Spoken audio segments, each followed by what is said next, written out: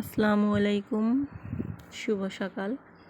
Village life with প্রবাসীর বউ channel থেকে ফাতেমা। তো আজকে হচ্ছে সকাল থেকেই আমার ভিডিওটা শুরু করছি। সকালে হচ্ছে বিছানা গুছায় তারপর ঘর দুয়ার ঝাড়ু দিয়ে আমি হচ্ছে সরাসরি চলে যাব রান্না করতে, কারণ আজকে প্রচুর কাজ আছে আমার। প্রচুর কাজ বলতে হচ্ছে মাড়াই মেশিনে যে মুগ ডাল পাইছে, ধান, ওগুলো হচ্ছে আমার ধুইতে হবে। তারপর হচ্ছে মুগ ডালটা বিশেষ করে ধুইতে হবে, কারণ মেশিনে নেওয়া তো বৃষ্টির যে সিজন ছিল কাদা কাদা, তাই তো ধুয়ে তারপর শুকা দিব। এই জন্য আমি তাড়াতাড়ি চলে আসলাম রান্না করতে। এই রান্নার ফাঁকে মেয়ের একটু নাস্তা বানিয়ে খাওয়াইলাম। তা আমি আজকে বেশি কিছু রান্না করব না, ভাত আর মাছ দিয়ে শাক রান্না করব। এই তো রান্না বসাইতে আবার হচ্ছে আমি আমার নতুন মানে অনেক দিনের ইচ্ছা ছিল, এটা আমার বলতে গেলে অনেক দিনের স্বপ্ন যে আমি কবুতর পালবো। তো একজনকে দিছিলাম টাকা, তো সে ভাইয়া আসলে আমার জন্য 2 জোড়া কবুতর নিয়ে আসছে। এই তো কবুতরও রাখতে হবে খুব রেডি করে। এর মধ্যে আমি রান্নাবান্না করতেছি। তারপর হচ্ছে রান্নাবান্না করে তারপর মুগ ডাল ধুয়ে শুকা দিব। আর এর মধ্যেই হচ্ছে আমি বলতে গেলে হ্যাঁ, বছরের প্রথম ফল যেটা আমাদের বলে এখানে পানিতাল। এই তো ছোট্ট ভাই আমার মেহেরিনের ছোট কাকা উঠায় দিছে কাইটা, আর হচ্ছে আমি এখন খাইতেছি। হেভি টেস্ট, আসলেই মিষ্টি ছিল অনেক, যেহেতু এখনও শক্ত হয় না তালের আটিটা। তো এই তো আমি বসে বসে আটি খাইতেছি। আমার মেয়েকে একটু দিছি, সে খাবে না। তো রান্নাবান্না শেষ করে গোসল করে খাওয়া দাওয়া করে তারপরে মেয়েকে একটু ঘুম পাড়ায় আমি চলে আসছি আমার আম দেখার জন্য। দেখেন মাশাল্লাহ, আমার এই আম গাছটা আজকে থেকে 4 বছর আগে লাগানো। তো আমি 3 বছরই ফল খাইছি, খুবই কম। প্রথম বছর ছিল আমার মাত্র 5টা ফল ছিল আম, তখন আমার মেয়ে পেটে ছিল। তো 5টার পরে দ্বিতীয় বছর হচ্ছে অনেকগুলো মুকুল হয়েছে, কিন্তু সব ঝরে গেছে।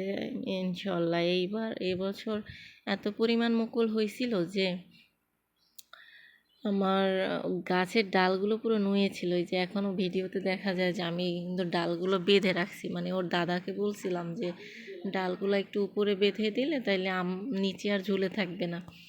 তো যাই হোক, সেইভাবেই আব্বা কাজ করছে। ডালগুলো হচ্ছে আমের ডালগুলো বেঁধে রাখছে যেন উপরে থাকে, নাহলে ছেলে মেয়ে ছোট ছোট গুড়াগাড়া আছে তো ওরা ছিঁড়ে নিতেই পারে। তো এই তো আম মাশাল্লাহ আমার গাছের এবার 3য়বারের মতো আম খাবো। আর আমি এখানে হচ্ছে কচুরলতি খায়া তারপর ফালাইছিলাম। ফালানোর পরে সেই কচুর গাছগুলো এত পরিমাণ হইছে, আমি আরও দীর্ঘদিন মানে 2 মাস বাড়িতে ছিলাম না। এই 2 মাস না থাকার কারণে হচ্ছে এত পরিমাণ হয়েছে, এখন মানে একটা কচু গাছ আমার থেকেও বড়। তো হচ্ছে আমগুলো এখনও কাঁচা, ওই যে মাথায় মাত্র অল্প অল্প রং হইতেছে, যদিও এখনও পাকে নাই, দেরি আছে। কারণ এটা হচ্ছে আম্রপালি জাত। আম্রপালি সম্ভবত কি এখনও বাজারে আসে নাই, দেরি আছে। আর এখানে দেখেন আমার একটা আমে কিন্তু ভাইরাস ধরছে। এই আমটা সম্ভবত ভিতরে পোকা হবে, আর যদি পোকা নাও হয় তাহলে এটা নষ্ট হওয়ার সম্ভাবনাও আছে। তো আমি যাই হোক, আমি এটা হচ্ছে পোকাগুলো মেরে ফেললাম। প্রয়োজন ছিল স্প্রে করার, কিন্তু আমার কাছে যেহেতু নাই স্প্রে, তাই করতে পারতেছি না।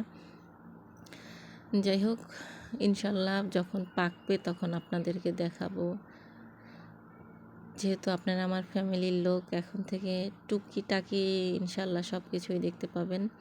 আর এই তো আমি হচ্ছে গতকালকে রান্না করব, এই জন্য আজকে বিকেলেই বলতেছি যে আমার মেয়েটা যেহেতু ঘুমোইছে, তখন লতিগুলো উঠায় রাখি আমি।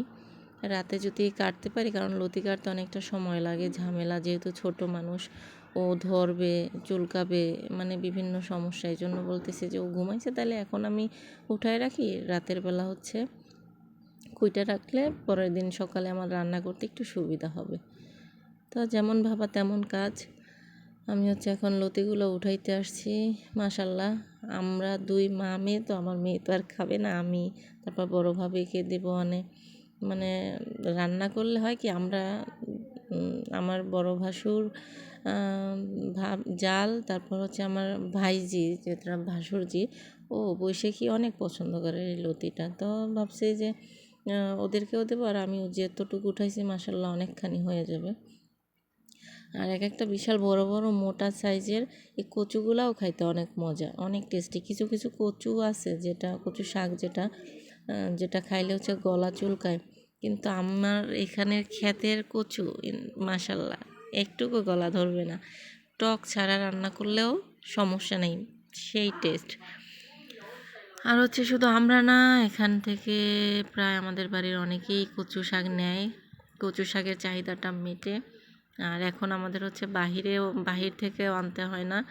যদি ভালো লাগে তাহলে ওই দুধমন কচু যেটা আর গুঁড়ি কচু, ওইটার প্রয়োজন হয়, তাছাড়া আর লাগে না। তো আমার কচুরলতি তোলা শেষ।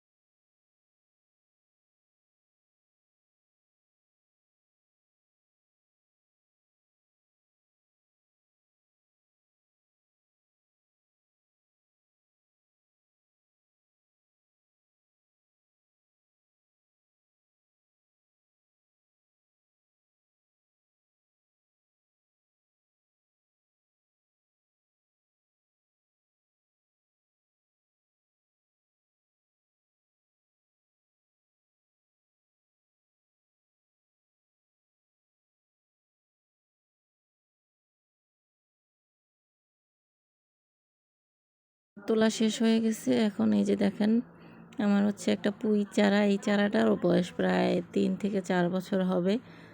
কারণ আমি একটা মানে শাক খেয়ে ডাটা এখানে অনেকগুলো লাগাইছিলাম, তো সবগুলো হয় নাই, 2-1টা হয়েছে। তো সেখান থেকে একটা মানে জাল নেট দেওয়া ছিল, তো হয়তো নেট আমি বাড়িতে ছিলাম না, তো অযত্নে এভাবে পড়ে আছে। তো এখনও দেখেন মাশাল্লাহ কী পরিমাণ হয়েছে। তো এদিকে দেখলাম আমি যে আমার নতুন সদস্য কবুতর নিয়ে আসছি, সেগুলোরে খুব রেডি করে খোপে বসাইছি। তো এখন এরা ভালোই মিলেমিশে আছে। আমি ওই যে ওদের খাবার বাটি নাই, মানে খাবারের পট যেগুলো বাজারে গেলে আনতে হবে, আপাতত এই তো এইভাবে দিলাম পানি আর ধান। তো থাকুক ওরা, দেখি ইনশাল্লাহ। আমার মেয়ের জন্য, আর মানে তার খুব পাখি শখ, পক্ষী পক্ষী বাবা পক্ষী, মানে এভাবে বলে। তা আমারও অনেক দিনের ইচ্ছা, স্বপ্ন যে আমি কবুতর পালবো ইনশাল্লাহ, বড় করে খোপও তৈরি করব। পাখিগুলোর আদার পানি দিয়ে তারপরে এর মধ্যে সন্ধ্যা হয়ে গেছে, কাপড় চোপড় ঘরে নিয়ে আমি হচ্ছে ঘরে আসছি। সন্ধ্যায় কিছু নাস্তা খাইলাম। অফ ক্যামেরায় অনেক কাজই হয় আমার, যেহেতু সব কিছু ক্যামেরার সামনে আসতে পারি না। তো নাস্তা টাস্তা খেয়ে তারপর বাড়িতে থেকে যে আম নিয়ে আসছিলাম, আম খাইছি। তারপর হচ্ছে খাওয়ার পরে ভাবতেছি যে লতিগুলো করছি, তো এখন কুইটা রাখি, তাহলে সকালে রান্না করতে সহজ হবে। তো যেমন ভাবা তেমন কাজ, মেয়েকে গাড়ি দিয়ে আরও খেলনাপাতি দিয়ে তাকে খেলতে দিলাম, আর আমি বসে বসেই তো আমার প্রিয় খাবার একটা লতি করতেছি। এখন কুটে রাখলে কালকে সকালে আমার রান্না করতে সুবিধা হবে, সেই জন্যই হচ্ছে আমি এই কাজটা করতেছি আর কি।